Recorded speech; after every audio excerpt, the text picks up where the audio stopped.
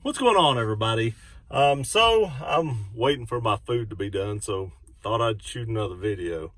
And I started thinking about something. I get a lot of comments from people at work, and I get some comments on here and stuff like that on Instagram. And like, man, you got a lot of cars, and it must be cool to own all them cars, or this, that, and the other. And everybody's talking about all the cars I own and stuff. But there is a real downside to owning more than one vehicle. And we're going to talk about that right now. Talk about the downsides to owning more than one car. And on the outside looking in, yeah, I guess it does seem like, man, it'd be pretty cool to own a Jeep and a truck and a Civic and a Mustang. And I'm including all my family's cars in this.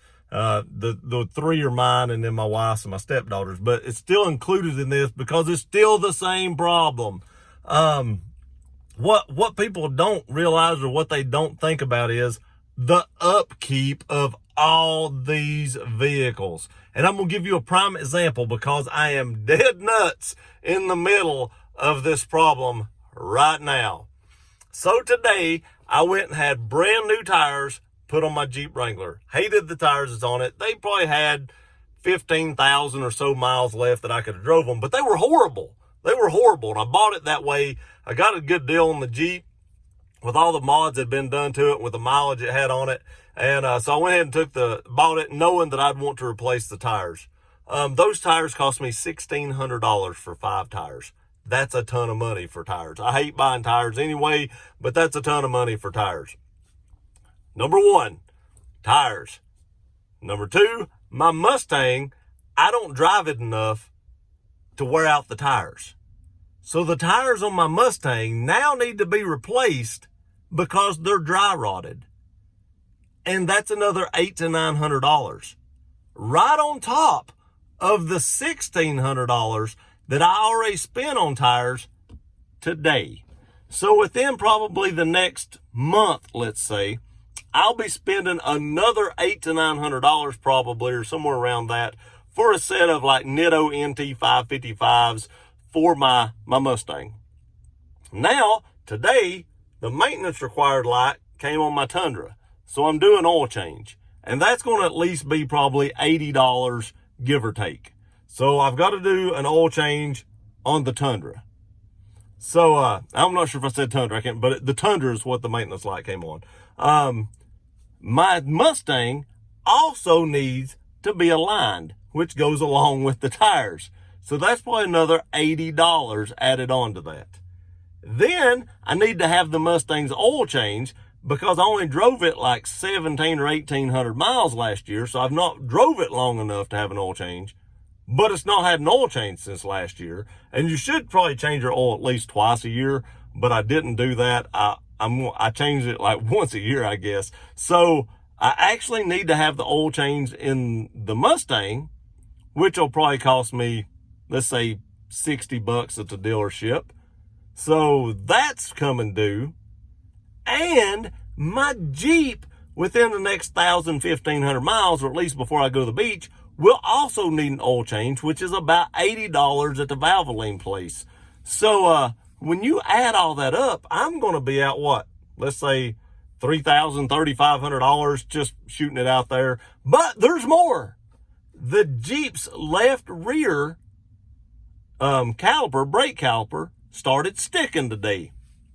It stuck a little bit a while back, and it unstuck itself. I don't know how that happened, but it started sticking again today. So now I've got to fix that. And you can't just do one side of the brake caliper without doing the other, because they say that the one that's new will grab faster than the one that's used. So I'm going to do both sides. I'll go ahead and do rotors and pads and off. I'm going to have it off, and probably the emergency brake as well, which that's what I think's sticking. I don't know, but I'm just going to replace it all because I'm going to be driving this to the beach, and I don't want this to happen to me on the way down there. So I'm just going to replace everything in it. And I may as well go ahead and do the front, because the front's probably never been done. So it's got 61,000 some miles on it right now. So it's probably time for the front as well, or getting very close. So while you're tearing it all down, you might as well just do it all. And there's close to another $1,000 in brakes. And my Tundra is got to be getting close to needing brakes because it's got 40,000 miles on it. And I know it's on the original set of brake pads as well. So it's probably going to need brakes here pretty soon.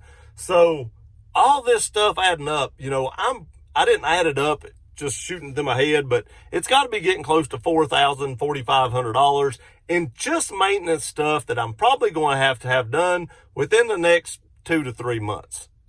That's a big cost. I mean, that's a big cost, and that's not even including the insurance, because I know I don't include gas and all this because, you know, I mainly drive the Jeep as a daily driver. I don't drive the truck very much at all, and I never drive the Mustang. So it's really hard to include gas in this, but the insurance, and I carry full coverage on all these vehicles, the insurance is probably another couple of $100 at least per month on all 3 of those vehicles, not even including my wife's car, which is due an oil change right now.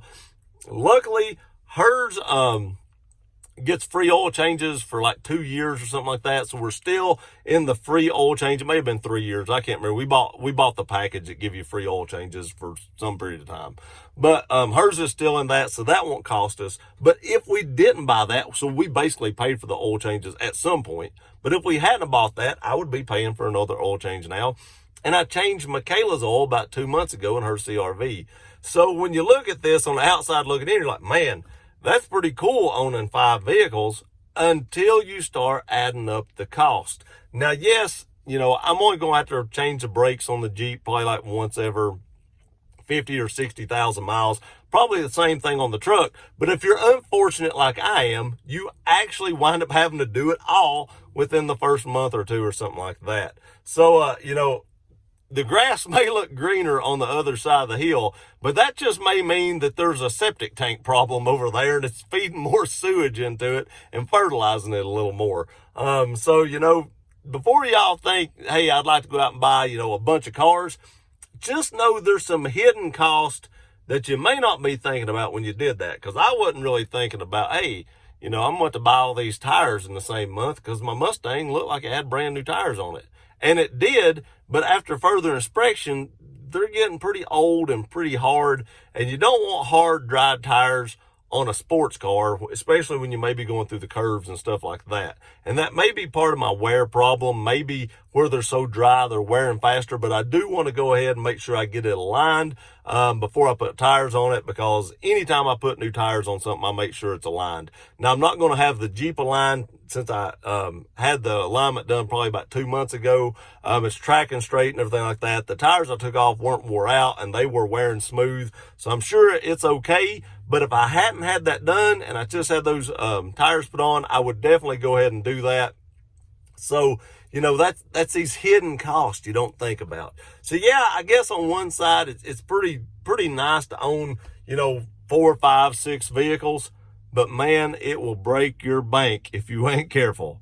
I just wanted to share that because, like I said, I've had this comment, and I seen a lady there a minute ago that works with me, and I noticed that she said the comment the other day, and that's what made me think about it. Something about my Jeep. She's like, I know you have a ton of vehicles, but I'm talking about your Jeep. And that made me start thinking, well, yeah, I do, but there's a lot of hidden cost in this that people may not realize, and I just wanted to share that with you, that it's not all peaches and cream. Sometimes it's a little pricey. I appreciate y'all watching this video. Please like, share, and subscribe. We'll see you next time.